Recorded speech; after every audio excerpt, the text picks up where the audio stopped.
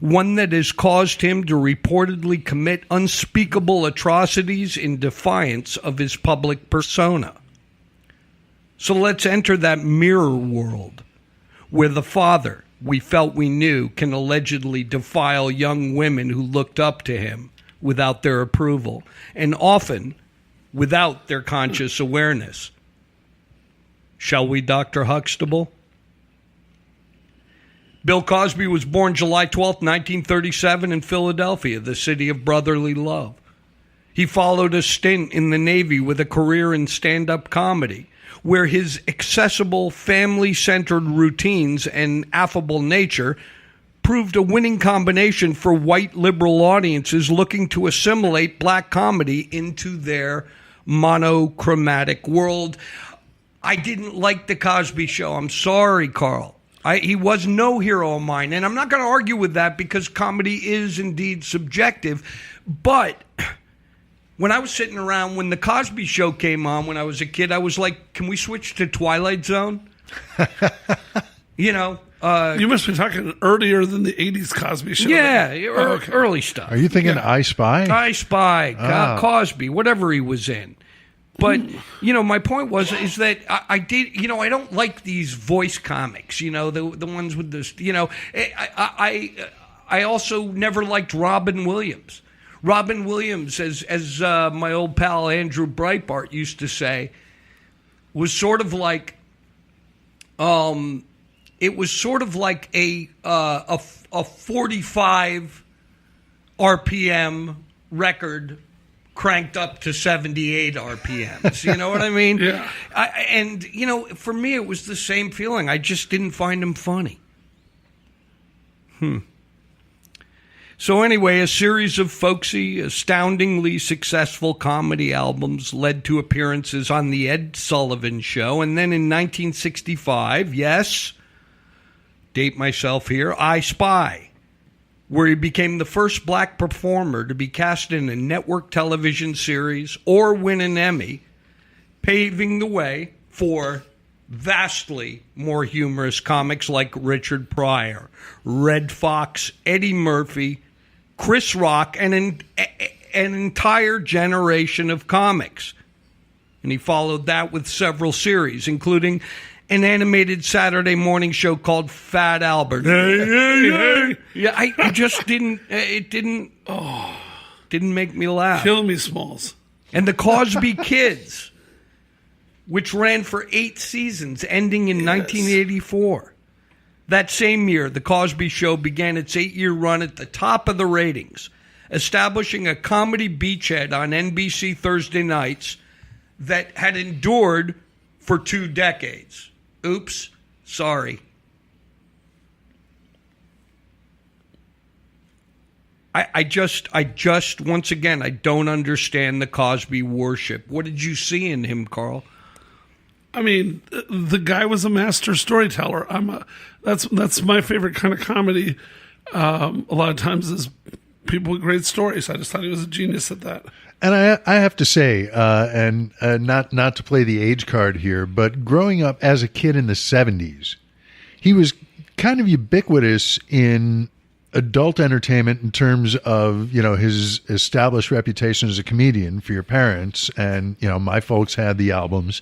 But as a kid, he had the Fat Albert cartoon. He had the Jell-O commercials, the Coca-Cola commercials. He was on the Electric Company on PBS. Mm-hmm. So really? he was, you know, for me, he was that guy that it was like the whole family could get behind. He was bringing entertainment to everybody. Yeah. I hear you. Cosby received a doctorate in education from the University of Massachusetts at Amherst. And in later years, the father of 5 was presented with a Kennedy Center Award by President Bill Clinton. Bill Cosby's doctoral thesis was about using Fat Albert as a teaching tool. The ego on that guy. Can you imagine that? You turn in a thesis on Fat Albert? You know, come on. You know, as someone who got through my undergrad, basically rewriting papers about Israel and legalizing weed. Well, Well, and also as someone who paid $20 for his doctorate online. Right. but one tidbit that we need to let people know or remind them of is, what his choice of doctor was on Cosby Show. He was an obstetrician gynecologist. And so it was so somebody pointed out this week what a middle finger it was right to America that he plays a guy whose job involves knocking women out and checking out their nether regions. Exactly. Yeah. So he actually went around calling himself doctor for a while, which I thought was hilarious. Yeah, on his show, the credits. Yeah. Well, Dr. David is more of a doctor than he ever was. Now, fancy this. Temple University on Friday rescinded an honorary doctorate it awarded to Bill Cosby. A long time, Cosby was like a fundraiser, and he was a graduate of the Philadelphia school where years later he met the victim of the sexual assault that resulted in his conviction last week. Kennedy Center officials are reviewing whether to rescind the high-profile Arts and Comedy Awards that the National Arts Center was bestowed on comedian Bill Cosby, who on Thursday, if you need a reminder, was convicted of 3 counts of sexual assault. Quote, "As a university, we stand in firm opposition to sexual assault, whether on our campuses or elsewhere," said Johns Hopkins University spokesman Dennis O'Shea. This decision underscores that opposition. The university will not tolerate sexual violence, intimate partner violence, stalking, or sexual harassment, added Carnegie Mellon in an unsigned statement. These are acts against the law and violate our core values. Really, Carnegie Mellon? Notre Dame, Boston College, they both followed suit in rescinding Cosby Awards. Wow. So great is Cosby's enduring appeal, jumping back. I should say, so great was his enduring appeal that in the ensuing national grief following his son's murder in 1997, radio talk show host Tammy Bruce could be fired for suggesting that the killing was not racially motivated, but possibly the result of the Cosby heir being in the wrong place at the wrong time in an expensive, carjackable vehicle. Remember when Tammy got fired? No, I didn't know. Well, about that's that. why she was fired. KFI, I think it was.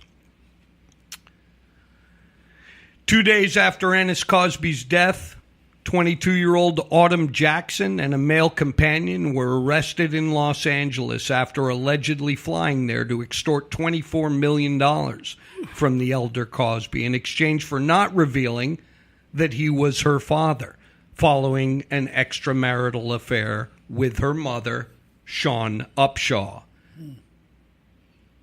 In the mid-1970s, that went down. In the ensuing trial, Cosby admitted to the affair and to having paid Upshaw $100,000 over the intervening decades and set up a trust fund in her name.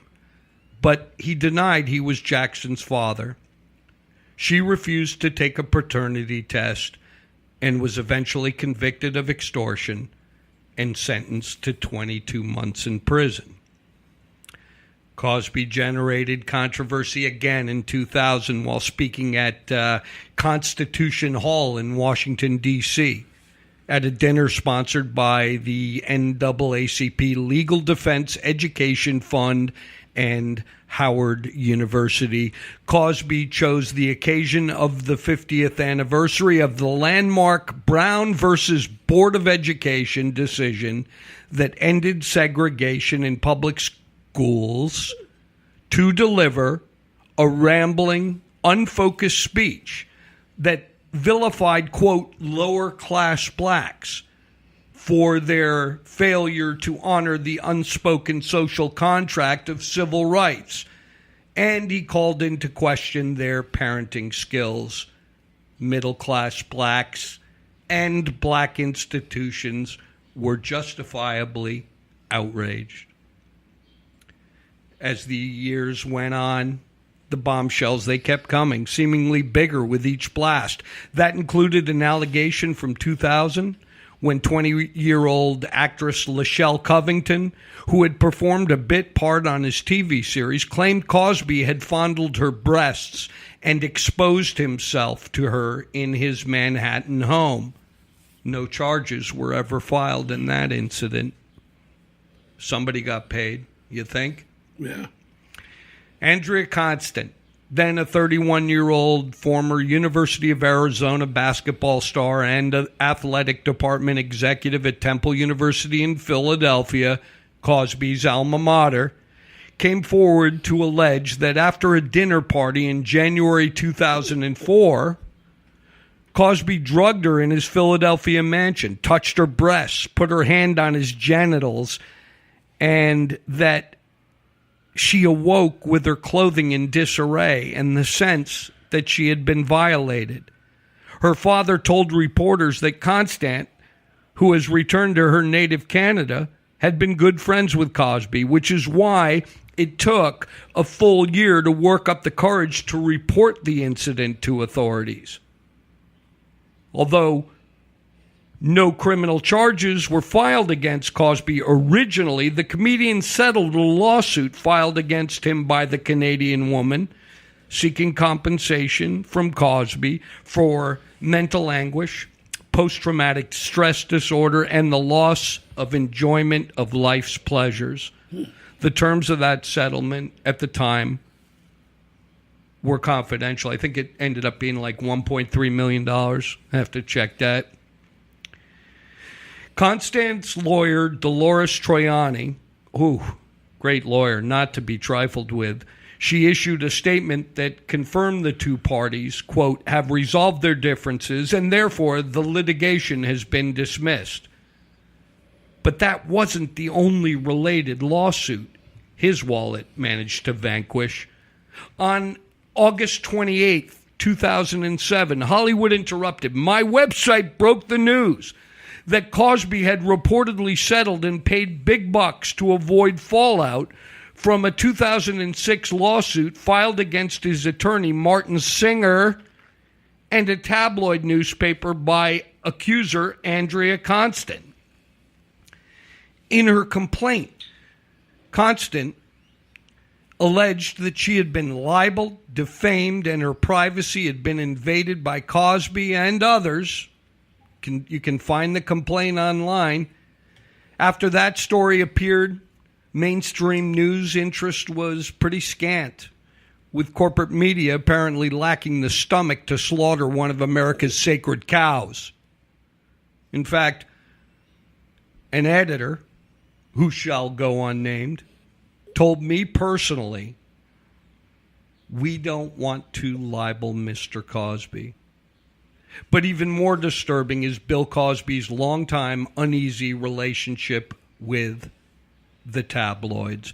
Back when Cosby's son Ennis was murdered, an American tabloid, the National Enquirer, under direction of Trump's close personal friend, American media publisher David Pecker, offered a $100,000 reward that successfully led to the apprehension and conviction of the murderer.